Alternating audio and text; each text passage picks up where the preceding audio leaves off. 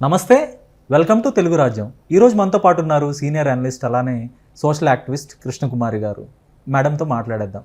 Madam నమస్తే. Madam, నిన్న విజయ్ ప్రమాణ స్వీకారం సందర్భంగా వారి తల్లి గారు అలానే వారి తండ్రి గారు హాజరయ్యారు. వాళ్ళు చాలా ఉద్విగ్నభరితమైన వాతావరణంలో వాళ్ళు సంతోషాన్ని వ్యక్తం చేశారు. అలానే త్రిషతో ఆత్మీయ ఆలింగనం కూడా జరిగింది విజయ్ గారి తల్లి గారితో. సో దీన్ని ఎట్లా చూస్తారు? ఆ సంగీతతో విడాకుల తర్వాత త్రిష అయితే విజయ్ జీవితంలోకి ఎంటర్ అయింది. ముందు నుంచే విజయ్ జీవితంలో ఉందని చెప్తుంటారు. సో ఆవిడ యాక్సెప్టెన్స్ ఉందంటారా దీనికి? అత్తా కోడళ్ళ మధ్య ఉన్న గొడవే దీనికి, వారిద్దరి మధ్య విడాకులకు కూడా వన్ ఆఫ్ ద రీజన్ అయి ఉండొచ్చు అంటారు. ఒకటండి, వాళ్ళకి విడాకులు అవ్వలేదు, ఇది మనం తెలుసుకోవాల్సిన విషయం. అలాగే వీళ్ళిద్దరూ ఎక్కడ అధికారికంగా ప్రకటించలేదు, ఎవరు త్రిష కానీ విజయ్ కానీ.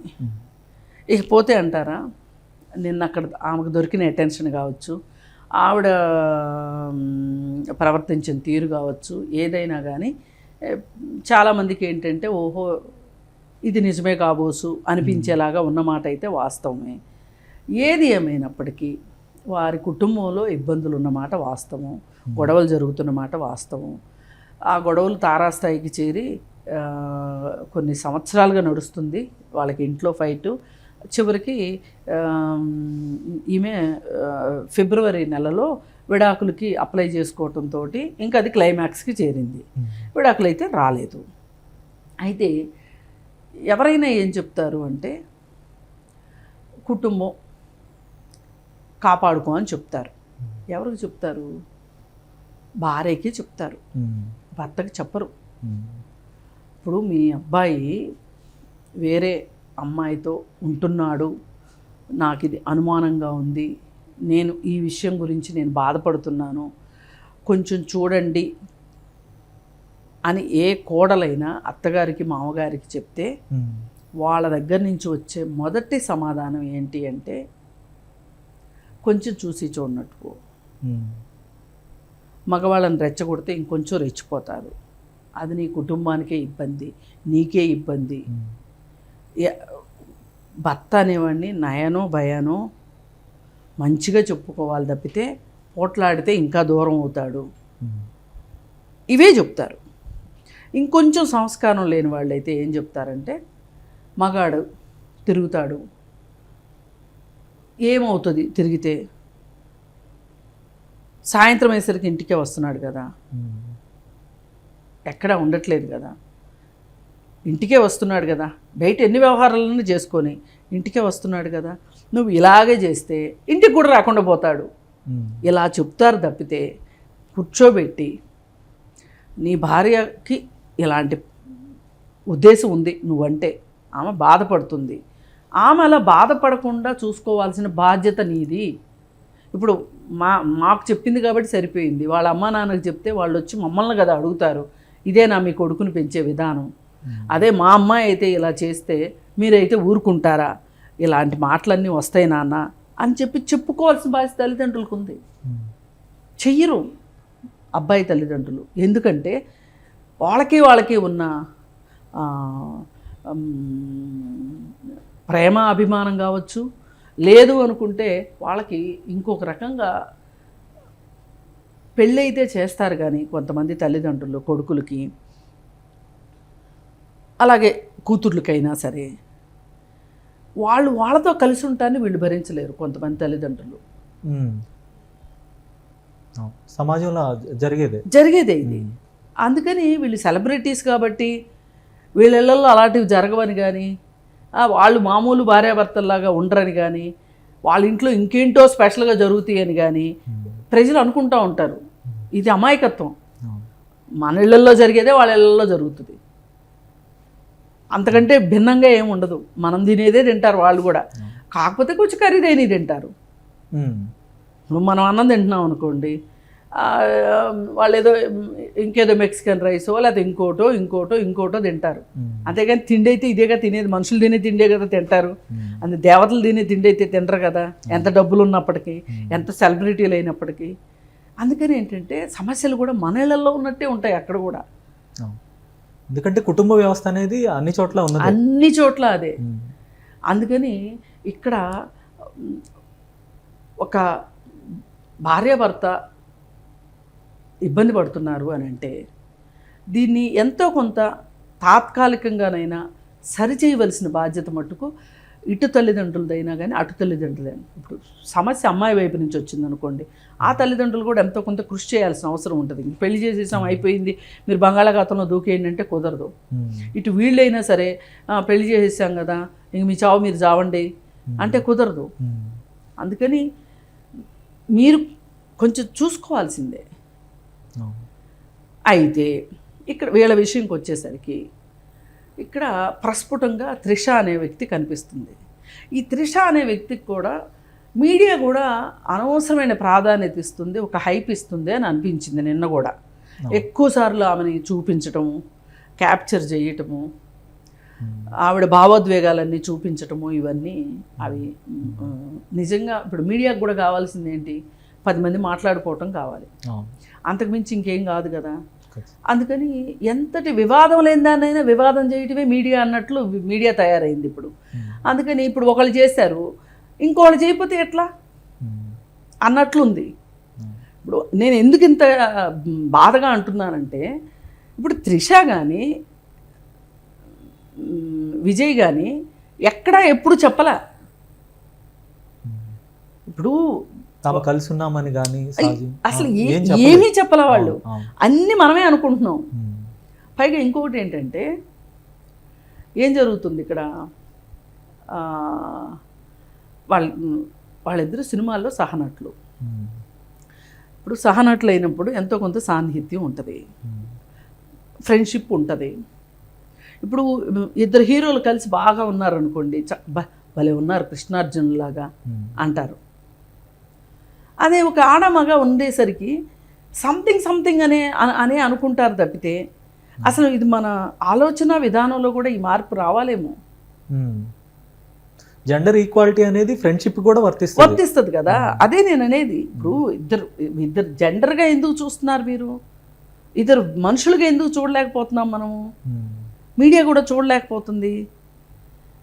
అందుకని ఇప్పుడు ఆయనకి ఏమైనా ఒక సలహా సంప్రదింపులు కావాల్సి వచ్చినప్పుడు త్రిష పైన ఆధారపడుతున్నాడేమో. ఆ దిశగా ఆలోచించలేకపోతున్నాం. కానీ వీళ్ళిద్దరిలో ఎవరో ఒకళ్ళు ఓపెన్గా చెప్తే మనం మాట్లాడినా అర్థం ఉంటుంది. నా అభిప్రాయం అయితే ఇది. కానీ ఏదేమైనా ఇంట్లో అయితే ఇబ్బందులు ఉన్నమాట వాస్తవం, గొడవలు ఉన్నమాట వాస్తవం. దానికి సంగీత ఇచ్చిన స్టేట్మెంట్స్ కూడా ఇంతకుముందు ఇచ్చినాయి. ఆయన తన సహనటితోటి కలిసి ఉంటున్నాడు, వాళ్ళిద్దరూ ఇదిని నేను తట్టుకోలేకపోతున్నాను అని ఆవిడ చెప్పిన మాట వాస్తవం. పైగా ఒక సహనటి అని కాకుండా చాలామంది మహిళలతోటి హీరోయిన్లతోటి అతను క్లోజ్గా ఉంటాడు అని చెప్పి ఆవిడ స్టేట్మెంట్ ఇచ్చింది. అందుకే నేను త్రిష విషయమే ఎందుకు మాట్లాడట్లేదు అంటే ఇది రీజను. సరే ఇప్పుడు నిన్న ఆమె ప్రమాణ స్వీకారానికి వచ్చింది, ఆలింగనం వాళ్ళ తల్లిగారు దగ్గర తీసుకున్నారు. ఇప్పుడు మామూలుగా వాళ్ళిద్దరూ కలిసి నటించిన రోజుల్లో కూడా బహుశా ఆమె ఇంటికి వచ్చి ఉండొచ్చు, అప్పటి నుంచి పరిచయం ఉండొచ్చు. పైగా ఇంకోటి ఏంటంటే ఆమె కూడా ఎంతో కొంత సినిమా రంగానికి చెందిందే. ఎవరు, విజయ్ తల్లి కూడా. తండ్రి అంటే అలాగో అందరికీ తెలుసు, ఆమె ప్లేబ్యాక్ సింగరు తల్లి ప్లస్ ఆమె మా కథా రచయిత కూడా. కాబట్టి మనం దీన్ని బాగా లాగి పీకి చేసుకునే కంటే కూడా ఇప్పుడు మనం చూడవలసింది ఏంటి ఇక్కడ అంటే అసలు విజయ్ ఎలాంటి పరిపాలన అందిస్తాడు. తన మీద తమిళ ప్రజలు అపారమైన నమ్మకాన్ని పెట్టుకున్నారు. అతనికి రాజకీయ అనుభవం ఉందా లేదా, ఇతను చేయగలడా లేడా, ఏమీ ఆలోచించలేదు. శశబిషలు లేకోకుండా అతనికి 108 నియోజకవర్గాల్లో అతనికి పట్టం కట్టారు. పైగా మళ్ళీ ఇంకా కొన్ని నియోజకవర్గాల్లో కూడా 2nd ప్లేస్లోను, కొన్ని నియోజకవర్గాల్లో 3rd ప్లేస్లో కూడా ఉన్నాడు. అంటే ఓటింగ్ శాతం 35% ఓటింగ్ శాతం ఉంది అతనికి. మరి ఈ పరిస్థితుల్లో అతను ఎలా చేస్తాడు? ఇప్పుడు వాళ్ళందరికీ ఇండియా మొత్తం చూపు తమిళనాడు మీదనే ఉంది. నిన్న కూడా అదేదో మన రాష్ట్రంలో ముఖ్యమంత్రిగా ప్రమాణ స్వీకారం చేస్తుంటే చూసినంత ఉద్విగ్నతతో చూసాం. గతంలో అనేక రాష్ట్రాల్లో ఎన్నికలు జరిగినాయి, అనేక రాష్ట్రాల్లో ముఖ్యమంత్రులు అయ్యారు కానీ ఎప్పుడు ఈ స్థాయిలో ఒక అటెన్షన్ అయితే లేదు. అదే విషయంలో ఇది చాలా కొత్తగా ఉంది, చాలా కొత్తగా ఉంది. చాలా మంచి అటెన్షన్ దొరికింది అతనికి. ఒకటే రీజను, ఇప్పుడు ఒకప్పుడు ఎన్టీఆర్ సీఎం అవుతున్నాడు అన్నప్పుడు, రాజకీయాల్లోకి వచ్చాడు అన్నప్పుడు కూడా సమాజంలో ఇలాంటి ఉత్సాహమే, ఇలాంటి ఉద్విగ్నతే ఉంది. ఏ మాటకు ఆ మాట ఎదురు చూశారు, ఏం చేస్తాడు ఎన్టీఆర్. ఆయన అనుకున్న దానికంటే ఎక్కువ చేశాడు ఎన్టీఆర్. అలాగే ఇప్పుడు విజయ్ కూడా అలా చేయగలుగుతాడా, చేస్తాడా అనేది చూడాలి. మనం దాని మీద ఎక్కువ శ్రద్ధ పెట్టాలి తప్పితే, ఒకవేళ ఇన్ కేస్ విడాకులు అవుతాయి వాళ్ళకి, త్రిషాని పెళ్ళే చేసుకుంటాడు, సో వాట్ అండి, ఈ ప్రపంచానికి ఏంటి అవసరం? ఓకే, త్రిష వ్యక్తిగతంగా ఉన్నంత వరకు ప్రజలకి అయితే అవసరం లేదు. ఆవిడ విజయ్తో ఆవిడకి ఎలాంటి సంబంధం ఉన్నది ప్రజలకి పని లేదు కూడా. ఇప్పుడు అనేక మంది విమర్శలు చేశారు, త్రిష వదిలితేనే కదా ఆయన బయటకు వచ్చేది, ప్రజల్లోకి వచ్చేదని బీజేపీకి సంబంధించిన నేత అన్నా కూడా ప్రజలు దాన్ని పట్టించుకోలేదు. కానీ త్రిష ఒక 15 ఏళ్ల క్రితం ఆవిడ నేను ముఖ్యమంత్రి అవుతాను, మీరు ఒక 10 ఏళ్ళలో చూసుకోండి మీరు కావాలంటే అని ఆవిడ ఆ రోజు చెప్పడం జరిగింది. బహుశా ఆవిడకి ఏదన్నా రాజకీయాల్లోకి వచ్చే ఆస్పిరేషన్స్ ఉన్నాయి అనేదే ఇక్కడ ప్రధాన అంశంగా కనిపిస్తోంది. ఇప్పుడు విజయ్ ప్రభుత్వ ఏర్పాటులో, విజయ్ ప్రభుత్వంలో ఆవిడకి ఏదైనా ఒక కీ రోల్ ఏదైనా దొరికే అవకాశం ఉంటుందా అనేది అందరూ వేచి చూస్తున్నారు. అంటే ఒకటండి, ఇప్పుడు ఆవిడ ఎప్పుడో ఏదో ఒకసారి సరదాగా స్నేహితులందరి మధ్యలో నేను సీఎంను అవుతాను చూడండి 10 ఏళ్లలో అన్నమాట అయితే వాస్తవం. అది సోషల్ మీడియాలో తిరుగుతూ ఉంది. చాలామంది అంటారు, చాలామందికి ఉంటుంది. మీకు తెలుసో లేదో, వాళ్ళ వ్యాపార రంగంలో ఉన్న చాలామంది వాళ్ళు బాగా డబ్బు సంపాదించిన తర్వాత వాట్ నెక్స్ట్ అంటే నేను సీఎం అవుతా అంటారు. అదేదో చాలా చిన్న విషయం లాగా, నేను ఎమ్మెల్యేని అవుతానంటారు, నేను సీఎంని అవుతానంటారు. కొంతమందికి ఏంటంటే ఇది అమాయకత్వంతో కూడి మాట్లాడతారు, కొంతమందికి ఏమో సక్సెస్ తలకెక్కి మాట్లాడతారు, కొంతమంది సరదాగా కూడా మాట్లాడతారు. నేనైతే అలానే అనుకుంటున్నా. ఒకవేళ ఆస్పిరేషన్ ఉంది అనుకోండి, తప్పేం కాదుగా.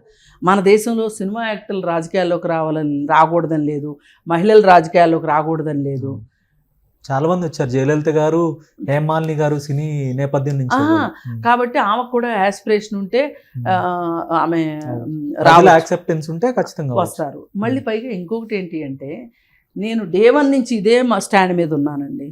ఇప్పుడు త్రిష తోటి విజయ్కి ఏమైనా సంబంధం ఉందా? ఉంటే గనక ఆ విషయం ఓటర్లు ఎలా ప్రభావితం అయ్యారు, ఎలా అవుతారు అనే దానికి అసలు ఓటర్లకు ఏంటండి. ఇప్పుడు విజయ్ ఎవరితో ఉన్నాడు, భార్యతో ఉన్నాడా లేకపోతే తన సహనడితో ఉన్నాడా అనేది కాదు. ఎవరికి వాళ్ళకి, వ్యవసాయదారులు అయితే వాళ్ళ అవసరాలు, విద్యార్థులు అయితే వాళ్ళ అవసరాలు, ఉద్యోగస్తులు అయితే ఎవరికి వాళ్ళకి వాళ్ళ పరిమితమైన అవసరాలు ఉన్నాయండి. ప్రతి ఒక్కరికి వాళ్ళదైన అవసరాలు ఉన్నాయి. ఆ అవసరాలు ఏంటి, ఎలా తీరుతాయి అనేది చూసుకుంటారు తప్పితే ఆ విజయ్ ఏంటి అనేది ఎవరికి సంబంధం లేదు. మనం గతంలో కూడా 1994లో లక్ష్మీపార్వతి గారిని వివాహం ఆడినప్పుడు కాంగ్రెస్ పార్టీ నేతలంతా కూడా నాడు విపరీతంగా ఆయన విమర్శలు చేయడం జరిగింది. ఇంకా అయిపోయింది, ఇంకా ఎన్టీఆర్ రాడు, ఆయన చాప్టర్ క్లోజ్ అని. కానీ చూస్తే అక్కడ కాంగ్రెస్ చాప్టర్ క్లోజ్ అయింది అప్పుడున్న పరిస్థితుల్లో. కానీ అదేది ప్రభావం చూపలేదు. ఇక్కడ రీసెంట్ గా కూడా మనం చూసుకుంటే పవన్ కళ్యాణ్ గారి మీద విపరీతమైన విమర్శలు చేశారు. సాక్షాత్తు నాటి ముఖ్యమంత్రి గారు కూడా 3 పెళ్ళిళ్ళని విమర్శలు చేశారు. నేను అదేనండి అనేది. అది ఎవరు పట్టించుకున్నారు అసలు? ఇప్పుడు రీసెంట్ గా తమిళనాడు ప్రజలు ఏమైనా పట్టించుకున్నారు ఆ విషయం? పట్టించుకుంటే ఓట్లు వేయకూడదుగా మరి. ఇప్పుడు త్రిష విషయం ఇప్పుడు కాదండి, ఎలక్షన్ ముందు కూడా మాట్లాడుకున్నారుగా. అవును, మాట్లాడుకుంటే మరి నిజంగా జనాలు పట్టించుకుంటే అది ప్రభావితం అవ్వాలిగా. అందుకని ఇవన్నీ కాదండి. అలా అని చట్టబద్ధం కాని సంబంధాల్లోకి వెళ్ళమని ఎవ్వరూ చెప్పరు, వెళ్ళకూడదు కూడా. కాకపోతే షరతులు వర్తిస్తాయి అన్నట్టు వాళ్ళ ఇంటి పరిస్థితులు, వాళ్ళ వ్యక్తిగత పరిస్థితులతోటి వాళ్ళు రకరకాల నిర్ణయాలు తీసుకుంటారు. ఆ తీసుకున్నందువల్ల వచ్చే ఇబ్బందులు వాళ్ళే పడతారు. ఆ సంబంధాల వల్ల వచ్చే సంతోషం వాళ్ళే అనిపిస్తారు. ప్రపంచానికి ఏమి వచ్చేది లేదు, పోయేది లేదు దీనివల్ల. కాకపోతే ఒకటే, వాళ్ళు పరిపాలన అందిస్తారా లేదా? మనకి కావాల్సింది పరిపాలన, మంచి పరిపాలన. ధన్యవాదాలు మేడం.